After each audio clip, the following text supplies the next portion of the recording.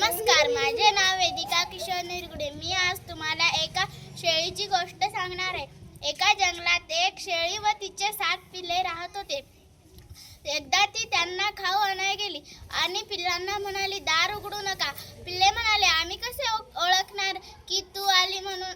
मग ती म्हणाली, मी असे गाणे म्हणेन, दार उघडा बाळांनो, तुमची आई आली, तुमच्यासाठी छान खाऊ घेऊन आली। मग खिडकीतून एक लांडगा ऐकू लागला व ती शेळी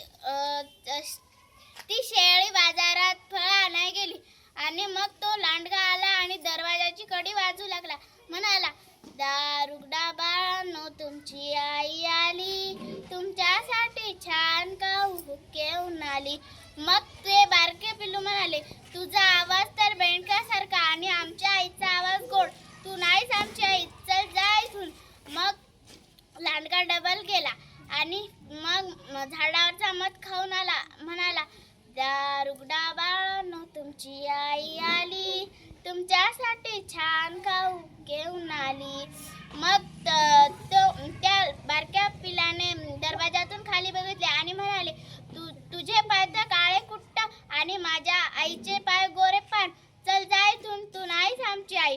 मग तो डबल गेला आणि एका गिरणीवाला झोपी गेलता। तो त्याच्या गिरणीच्या पोत्यात भरलेल्या पिठात पाय बुडून आला आणि मग डबल आला आणि कडी वाजू लागला आणि म्हणाला, दार उघडा बाळांनो, तुमची आई आली, तुमच्यासाठी छान खाऊ घेऊन आली। मग ते बारके पिल्लू म्हणाले, नाही, आपली आई नाही आली।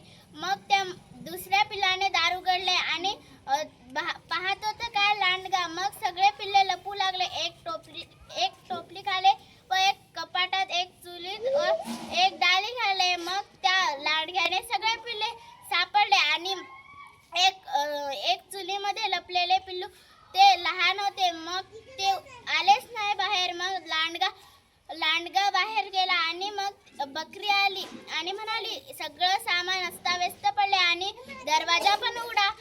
ती आवाज देऊ लागली, बाळांनो, कुठे गेले तुम्ही?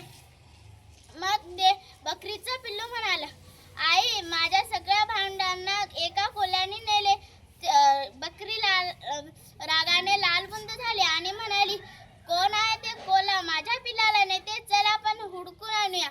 मग ते कोल्हा एका झाडाखाली विश्रांती घेत होता। बकरीने ते पाहिले आणि तिच्या पिल्लाला सोडून घेतले आणि त्याच्यात दगड टाकले। मग ते एका नदीकाठी बसून बघू लागले, कोल्हा काय करते? मग ते कोल्हा